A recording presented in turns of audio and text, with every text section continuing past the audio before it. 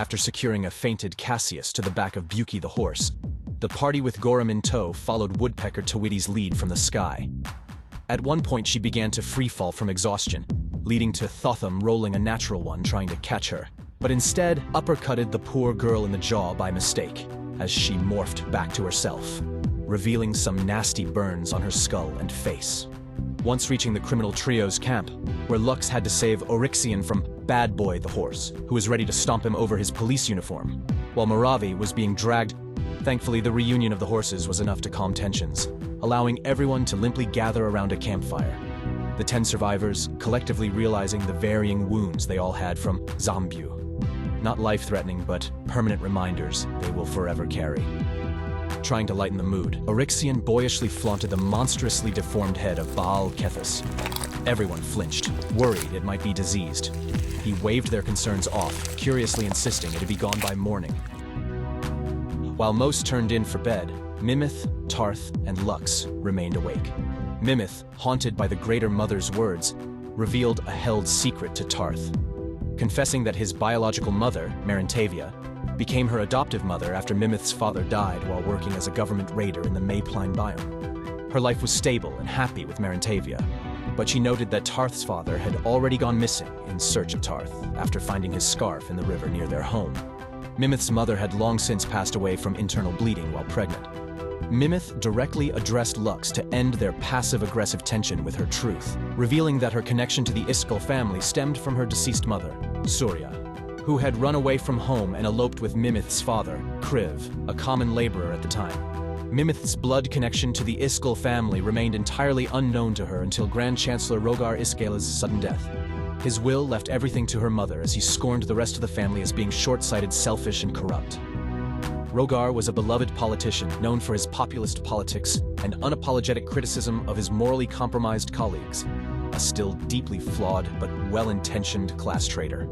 His death unfortunately led to his son, Tyrul Iskale's landslide election, having duped people into believing he was anything like his father, Tyrul, being the very same person who had employed and betrayed Lux, hence the Eladrin's cold demeanor towards Mimith. With Surya no longer alive, Rogar's inheritance was passed on to Mimith. It was a life-transforming sum, but she predominantly used the funds to help others, purchasing a new home for Marintavia safely far from the ever-expanding monster quarantine zone in Maypline that she could run a business and community garden out of. While elsewhere, using the bulk of her remaining wealth, Mimith established a healthcare charity in the Quad Spires, paying homage to her mother's struggle. However, these snakes for dragons later sued Mimith for the bulk value of the inheritance, using petty and loaded legal arguments to claim the wealth as rightfully theirs. Mimith could only pleadingly present a lovely photo album of her now deceased parents' relationship, along with receipts showcasing her altruistic use of the funds. Unfortunately, the influential, powerful corporate Iskgale family had the court firmly on their side, leaving Mimith burdened with insurmountable debt. Only her grandmother, Laura Coria, dropped her portion of the lawsuit, openly grieving her daughter Surya's death in court, despite an immensely toxic pressure from the widowed family matriarch, Boruta. Laura Coria turned her back to them, and later somehow paid off Mimith's massive debt. Tarth was a bit flabbergasted both by the information learned and the rather abrupt timing of it, but expressed an eager gratitude to Mimith for looking out for his mother in his absence, recalling his father's comment during their shared dream that Mimith's clothes were impressively tailored. Tarth chuckled now, how his father unknowingly was complimenting his own wife's handiwork. Tarth and Mimith both looked toward Lux, curious how she had received her honest attempt at an open heart. Lux was exhausted and perhaps still felt a little conflicted, but nonetheless acknowledged to Mimith that she understood her circumstances better, and it would seem neither of them would have wound up together if not for the Iskale family fucking them both over. Though slightly strained, Lux further stated that she appreciated Mimith for being direct and putting her vulnerability out there. It's hard not to respect that. As they prepared to retire for the night, a colossal sonic beam cleaved through the sands of Kirasavu, carving a vast, destructive valley ripping through the region. The beam struck Zahmbieu, obliterating one of its massive walls and amassing a creeping smoke cloud that stole the moonlight. The seismic impact awakened everyone, leaving them apprehensive about what would follow. Tarth druidically transformed into a panther and sprinted toward the new-formed valley many miles away, where he witnessed sand gradually filling back up, burying a faint red-hot glow at the bottom. From his vantage point, Zahmbieu appeared to be overrun by monsters, prompting him to head back towards camp, not wishing to tempt fate further. Hoping to nab a meal on the way back to cheer up his friends, Tarth's high perception caught sight of a shaking desert hare that froze at his predatory gaze. Empathizing with that sad, pitiful creature for a moment, the Harangan sighed at the derangement of his luck and decided to finish his journey back empty-handed. Everyone was too exhausted to try and further process the details Tarth reported back with and fell back to their bedrolls. But the misery of Zahmbieu would not cease its assault on the survivors yet, as everyone had an extensive evening of dreams, among other phenomena. First, Gribble Madflab. Gribble's essence was plucked from his body and flew into the Dauria galaxy, where he eventually found himself whipped and thrashed into the corridors of the goddess, Dia. A line of servants at either side of the hall bowing to greet him as a failed dexterity save caused him to tumble painfully through the hall like a Looney Tune until his face smacked the grand doors to the goddess's chamber. Enchanted shimmering gold script hovered in front of the door reading, "Behold the golden truth. Only gods and their loyal essences whose intentions align in favor with those held by the Grand Revealer will be able to remain beyond these doors until otherwise dismissed by she." As Gribble entered the transparent glass, spherical chamber that showcased the Grand Dauria galaxy outside, the following room details were gleaned. 1. The goddess's electrifying eidolon, the noble stallion named Ixion, slumbered peacefully next to a 2 stories high obsidian fireplace that bursted with the very white shamanic flames that had chosen Gribble after his tribe's previous shamans suddenly died. 2. A mountain-sized harp that continuously played a melody of intrigue, a device called the Threads of Fate, which contains the strings of all those living within the realms of Gikarin. 3. A mechanical artifact called the Sphere of Omnipotence. All of the galaxy's existing answers, up until the present, are contained within its magical recesses. However, spoilers are boring, and there is nothing more that a god hates or fears than boredom. 4. A commemorative altar of sorts that stood out as it did not match the rest of the room's aesthetic. It contained a lonely ice blue rose within a glass, and burning incense that smelled of frost. This visit with the goddess, Dia, came with 2 additional guests that Gribble has yet to meet, learning that every god has 4 seats beneath their throne that ideally the gods try to keep filled. Firstly, seated highest just beneath the god themselves, their right hand. For Dia, this person is her overachieving, useful idiot of a butler named Renrev.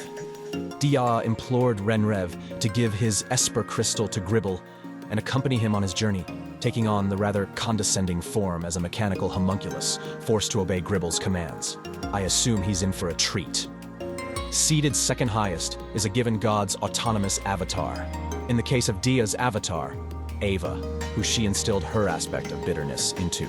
Ava scorns her own existence, bitter towards the goddess, her seeming irrational choice to select an impulsive goblin child as her champion, insisting it's offensive, and that Dia isn't taking things seriously enough.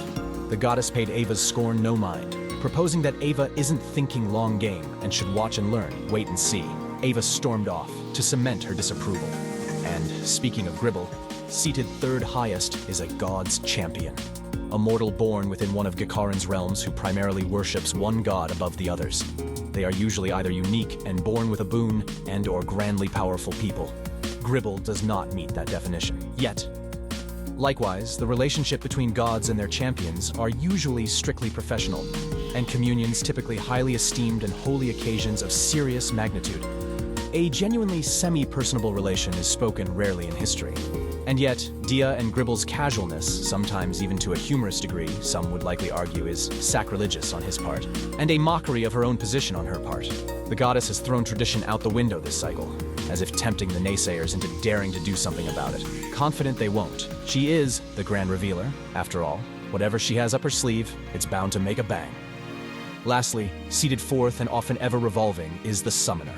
Similar to champions, they too are a mortal born within one of Gikarin's realms who most often primarily worships one god above the others, but absolutely must be powerful enough to pass a trial that puts their very lives at risk to earn the right to summon the essence of these majestic beasts.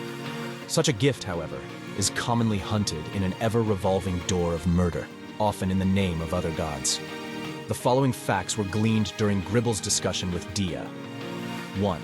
She has long theorized that other gods are likely manufacturing their next god to target and dethrone in the same fashion that the goddess Mystra was slain. Between the leader of the Summer Centaur clan from the Fey realm, somehow finding Tarth and helping him escape, yet not seeming to have made it out safely himself. That very leader is the summoner of Sylvania's Eidolon, Actaeon, whose trial has peculiarly not been reset. Perhaps he was lured into finding Tarth. A trap. Though not by Zugtmoy's doing, clearly. Considering her distress over Tarthelmew's initial escape. 2. As well as the fact that Zugtmoy has titled herself the Greater Mother, when the goddess Sylvania's secondary title is Our Great Mother. And that very Zugtmoy is the goddess Hekma's champion, meaning Hekma, at the very least, is marking the goddess of harvest for death. It's doubtful to Dea she's working alone on the Pantheon. Therefore, it would be favorable to Gribble to keep Tarthelmew close and befriend him, as it gives him advantage having an enemy champion's weird son close enough to kill, if it turns out he really is corrupted. But otherwise, be trying to earnestly lead him on the path away from Hekma's influence. Anything to make her position more difficult. It stands to reason that Hekma and Zugtmoy likely conceded and allowed for the party's escape from Zahmbieu, more so after realizing Gribble's connection to Dia. Both Hekma and Dia now know a core vulnerability of each other, but Dia has the upper hand with Tarth conveniently in her champion's toe. 3. Dia revealed to Gribble that Zugtmoy is not actually from the Feywild, but from the Abyss. The Abyss was a subrealm that was banished long ago, during the destruction of the Forgotten God. But the banishment period expired after Mystra was slain. Since then, and exacerbated by magic becoming far more chaotic with Mystra's departure from the Pantheon, it seems the barriers between the 3 subrealms of Gikarin are becoming thinner and more unstable. 4. As for Gribble's wish, something every champion gets when making a covenant with a god, his being transformed into a true dragon, a state that would be superior to being simply polymorphed. He'll wake up with a sore and now stubby tailbone, growing a few extra discs that are the starting signs of developing a tail. As for how long it will take for him to fully transform, Dea said he must become stronger in mind, body, spirit. Physical transformation is a very intricate experience, and doing it right, so that he can maintain his personality, will require immense development from this child to acclimate to his genes tearing apart and rewiring themselves. Building close bonds with his friends to rely on one another is the first big step in assuring his own survival in this volatile world.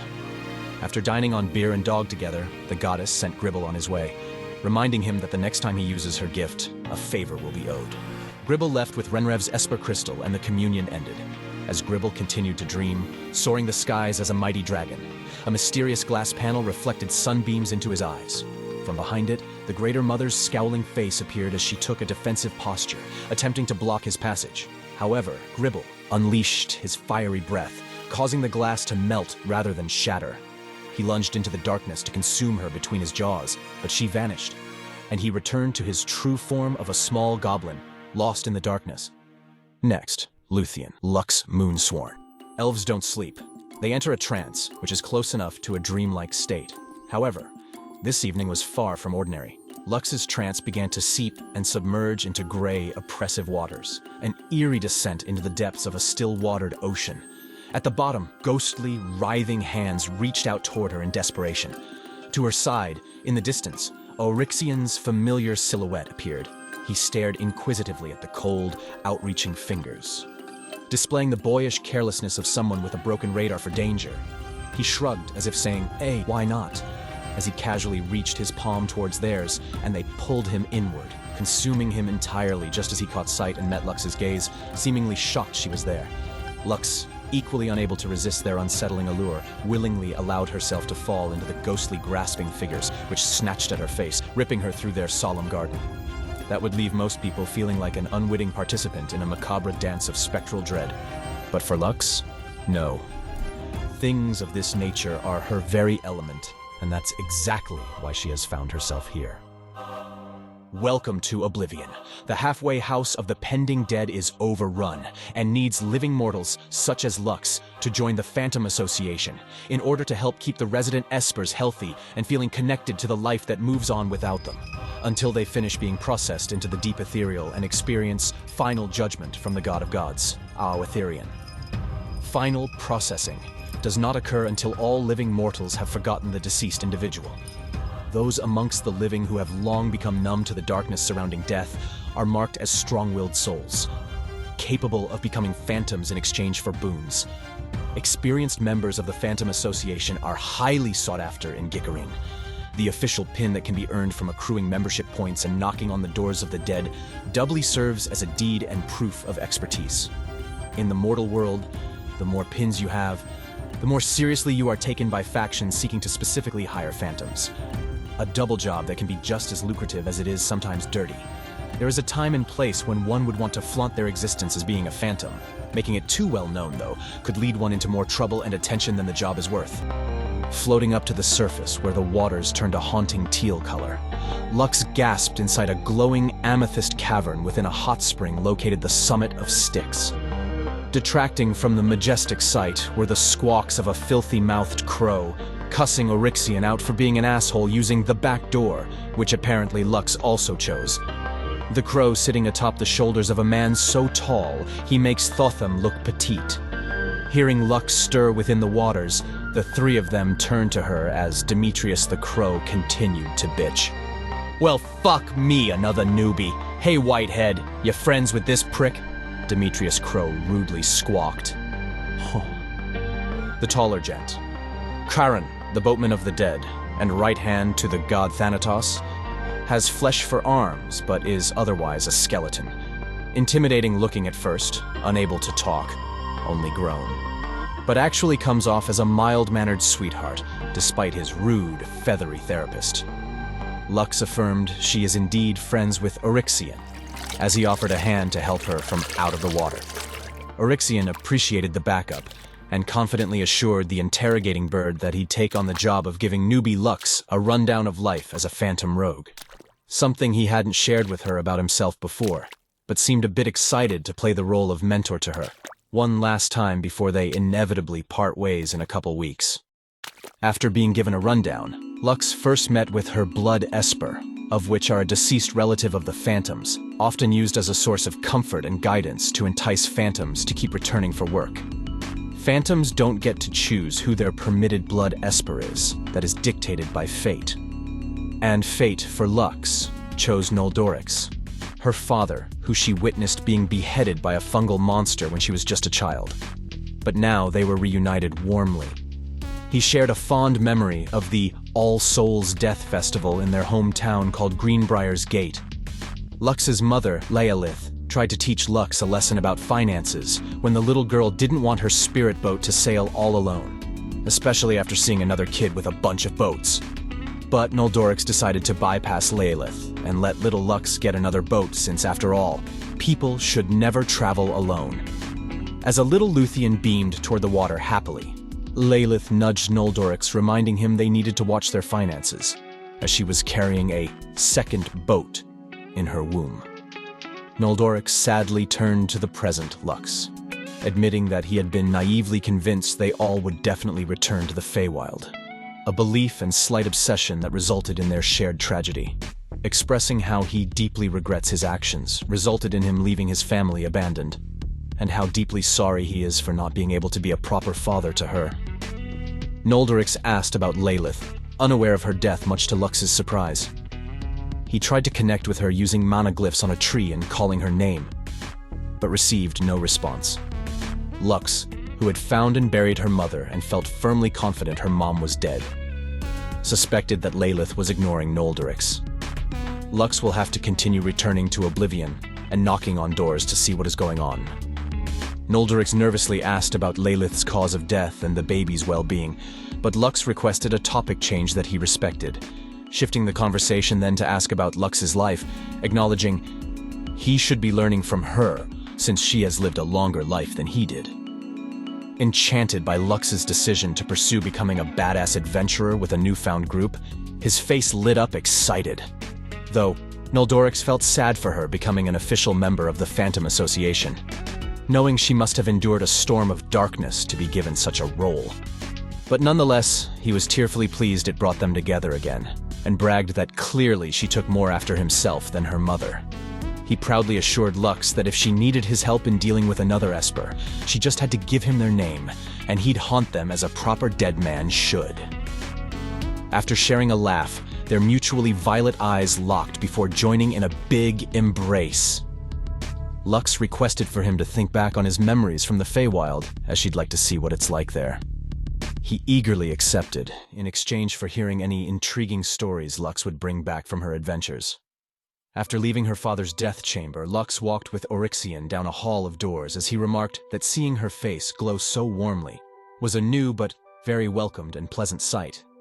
Lux shared that she connected with a blood Esper that made her truly happy, and Oryxian beamed back brightly for her, stating she should try to not let this fucked up world turn her into a miserable and hopeless bastard like himself, sidestepping to joke that there are few things more awkward in this world than trying to haggle and bargain with an Esper who you personally killed into giving you their tools and talents. Then wishing Lux luck on her first random door knock. Behind the door of athletics awaited Baal Kethus. The Arakocra chief of police from Zahmbieu was watching a memory of himself as a young boy spectating a sport of mounted combat. The two had a tense exchange that ended in comical karma, as Baal now has to figure a way to avoid Loosberg's madness and death. For every person in the world that Lux lays eyes on, if they die, she will potentially encounter them in oblivion. As she parted ways from the planet and her essence reunited with her Esper, Lux slipped back into trance that remained disturbed and unusual. As a glass panel with Zahmbieu's eyes peered at her from behind it, an eerie, smug smile creeping up the side of her face. Lux rushed the pain to pierce the aberration, but she ended up falling through as the Greater Mother's cackles echoed throughout the darkness. Next, Thotham Bearkiller Gathakanathi. In Thotham's dream, he was trapped in a room of destructive rage, resembling a variety of familiar places to him, but with everything ransacked and robbed of any warmth or happiness. There was no way out, only the sound of a barking dog beyond the walls and the ominous echo of Zugutmoy's words from Zahmbieu. You and I have touched before. You and I have touched before. You and I have touched before. As the glass shards of broken photo frames began to rise to the air and point their sharpened edges in his direction, Thotham disorientedly took a step back, seeing the faces of both loved ones and past adversaries from his home in Thaldorn depicted within them. Unsure what else to do, Thotham prayed, allowing him a moment of peace from the chaos as the voice of his mentor, Ulfgar Thorin, reached back to him. I sense you are enshrouded in dark and challenging circumstances, boy. Remember, when you are lost, always go towards the light. Through hair-thin cracks in the wooden walls, Thotham glimpsed light in the same direction as the dog's anxious barks. With a powerful punch, he shattered several panels, dispelling the room's chaotic magic. Stepping into the next room, a mixed stone log cabin clearly exuding his clan's architecture. Dust covered every surface, especially the mantle of a warm fireplace, and beside it, a rocking chair, far too small for a full-grown Goliath. In one corner of the room, a hand-carved infant's crib stood beside a massive dog's bed. The owner of that bed, a massive wolf, now suddenly leaping into Thotham's arms, its paws raw and bloodied from carving out the wall that had kept them apart. Within its thick double coat, Thotham discovered a harness and tag, which read the name Huan. As Thotham spoke the name aloud, the wolf dog's tail blissfully wagged. But then another voice also called for Huan from outside. As the hound headed towards the door, he paused, waiting for Thotham to follow. Our Goliath opened the door, revealing a most beautiful Thaldorian winter. Huan dashed down the hill towards the feminine voice calling for him. Thotham attempted to follow, but walked into an invisible barrier that now divided them once again. Huan quickly ran back for Thotham, colliding harshly with the barrier. He whined, and began to sadly scratch at it in distress with his already raw paws. Thotham reached his hand softly against the barrier, telling Huan it was okay, and that he should go back home to whoever is calling him. The mutt's ears turned downward in disapproval, but then suddenly perked back as he widened his posture and gave a venomous growl from his curled lip and bared fangs. His eyes not on Thotham, but on whatever approached behind him as he barked in warning. As Thotham turned, a wooden club came swinging menacingly wielded by his father, Tholoc. Thotham managed to duck the first hit, but the second smack bashed his skull, knocking him down, giving Tholoc the unfortunately brutal high ground advantage that he took gross liberty with, barraging Thotham's flank with the club, pounding his body deeper into the snowy grounds. Tholoc irately yelled in maddening circles, "I warned you, Thotham. Trust no one. Trust no one. Trust absolutely no one." Thotham eventually managed to grip the bat and stop the assault, informing his father that he was the one not to be trusted. Thotham pulled the bat towards himself, dragging his father forward by surprise, then rammed his skull into Tholoc's, sending him tumbling backward and releasing the bat as he fell unconscious. Then Thotham picked up the club and whipped it far to the side, where it collided with another portion of the invisible barrier, shattering it. This dream world started to fractalize and crumble away into darkness. Huan the wolf crouched down to see every last moment of Thotham he could, and as Thotham returned the sad creature's gaze, it peculiarly spoke to him in common tongue. "Please, Thotham, you must find us." The woman down the hill came to join the wolf's side, but she didn't notice Thotham. She's a reddish-haired, middle-aged human dressed as a hardened huntress. She pat the wolf sweetly. "Huin, you silly wolf. What in Gikarin is up here that has your snout so preoccupied?" "Wait a minute, love. You poor thing. You're hurt. What happened to your paws?" "Huin, we gotta get you patched up." Her voice felt innately familiar to Thotham, but the dream fell away before anything else could be perceived, as the Goliath fell into darkness amongst a cascade of glass shards.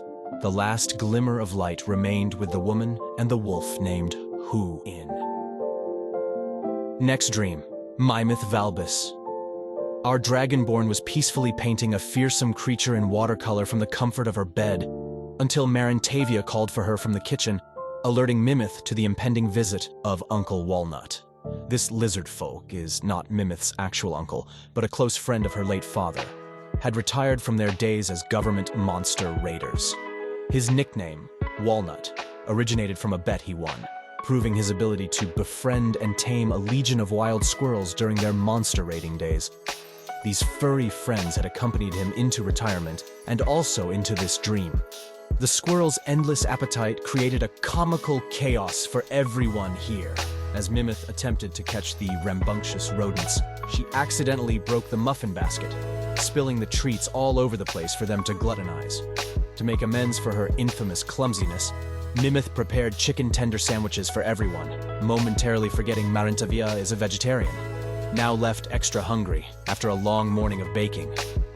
As the three of them partook in loving banter, a picture frame shattered onto the floor, holding a photo of Marintavia's husband, Bortalamir. Mimith quickly cleaned up the shattered glass, but a sudden wall rupture oozed darkness and spores.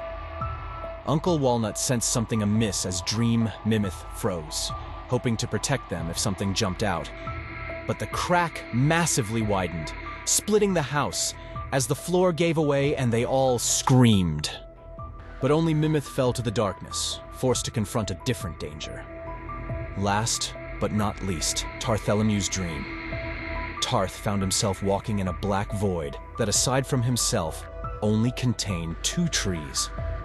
Towards the right was one that held shimmering, enchanting golden apples, the very fruit that caused his life to be turned upside down.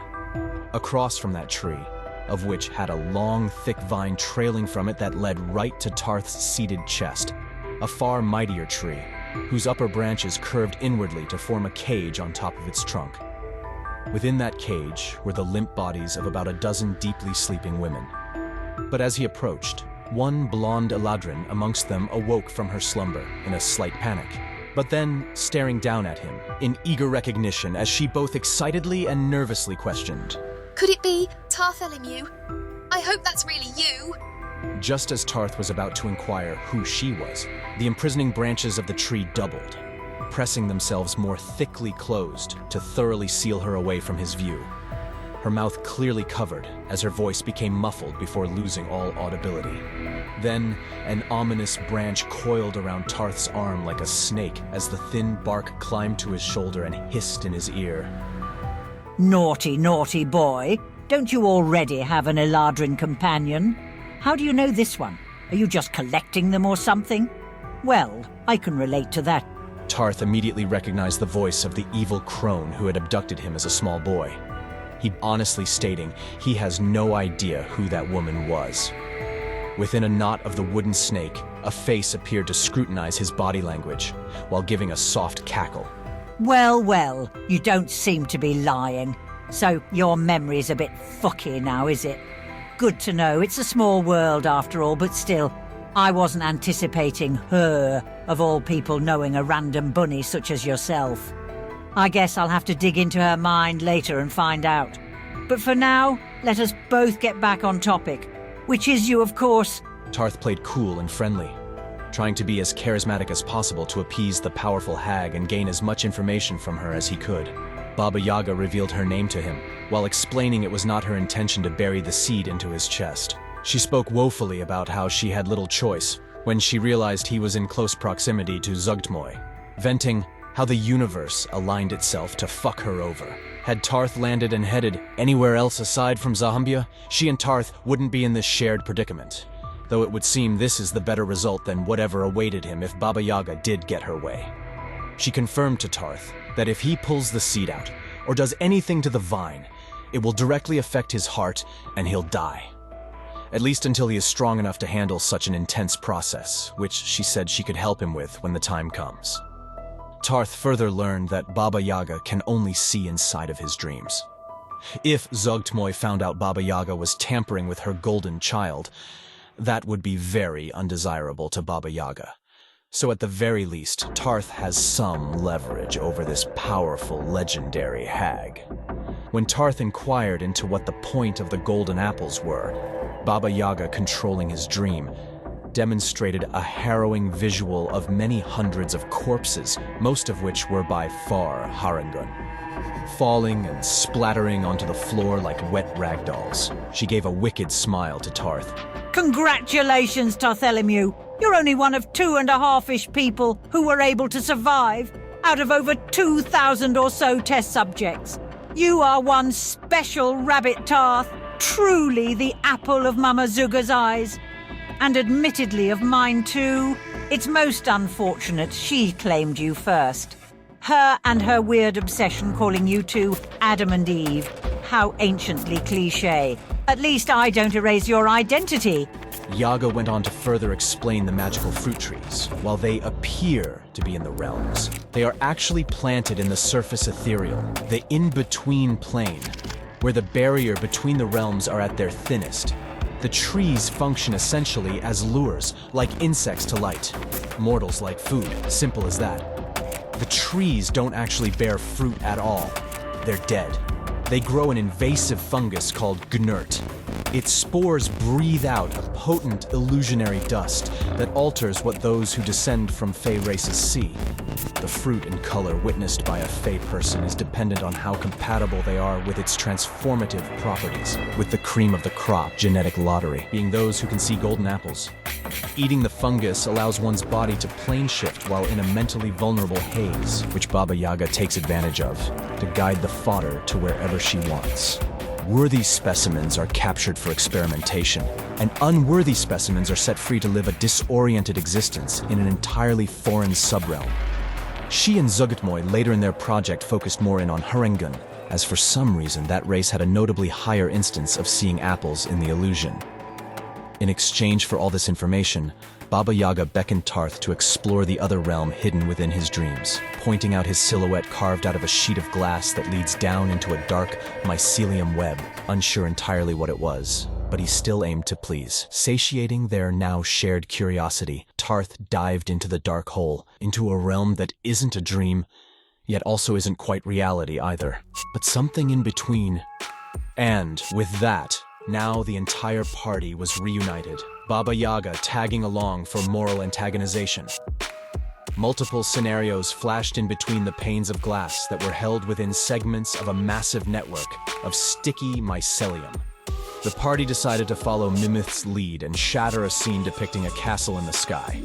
It turned out it wasn't literally in the sky, but on the precipice of a very tall mountain, one that felt regionally familiar yet different to Thotham. There, much like the prologue of our game where Mimith and Tarthelemu first met, something now Mimith realizes implies she too somehow had been touched by Zogitmoy before ever arriving to Zahmbieu, but anxiously couldn't figure out when and how. But here at the castle, the dragonborn teen's grandmother, Laura Coria, now sat in a wheelchair teetering on the edge of the outer pathway. Mimith pleaded for her not to kill herself again, to which Laura Coria bitterly spit back that none of this mattered anyway.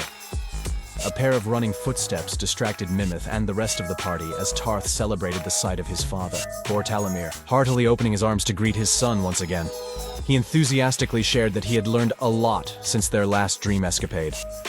Thanks to a knowledgeable blue tiefling in a lab coat he bumped into, filling him in on how this weird place works. Lux and Gribble flinched at the description of the helpful stranger. Yeah, you guys know who that is. Bortalmir went on to share, once you're in this place, there are only two ways out. The first being, your sleeping body awakens naturally. The second way out is simply, you die here. Him further noting that something within this place will always eventually come to try and kill you. Sometimes you might even prefer to do that dirty job yourself.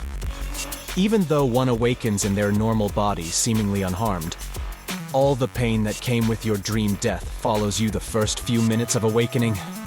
It's extremely unpleasant and likely traumatic to some degree. Unless you enjoy pain or the thrill of death, it's best you all try to survive. Right on cue, the entire castle shook as a dragon's roar echoed, the ferocious beast's call coming from within the castle. This, making Gribble eager to want to go see it. But the party remained discussing amongst themselves about the oddity of this realm. Laura Coria took the opportunity to wheel herself off the cliff as the castle continued to shake, leaving Mimith frustrated at losing another opportunity to speak with her. Another pair of footsteps started marching more deliberately down the marble-columned corridor as a hooded figure approached, strutting directly towards Lux. Kind-intentioned Mimith placed herself between the two protectively, but Lux, preferring to confront things on her own, moved away from her to try and level with whoever was approaching, only then to be greeted with a glass gun to her head and shot dead upon a failed reflex save. The gunman then, turning the barrel towards Mimith. A quick-moving Tarth was able to smack the shooter's arm just as he shot again, hitting Mimith in the leg rather than the face. But then the figure managed to gracefully weave around the attacks from the rest of the party before refocusing his aim on Mimith, and shot her dead. Thotham, filled with a retributive desire, lambasted the hooded figure and sent him flying as he painfully crashed and cracked into the stone wall, causing his hood to drop down and reveal the face of an ice dragonborn man. Too bad the only two party members that could clearly identify him were already dead.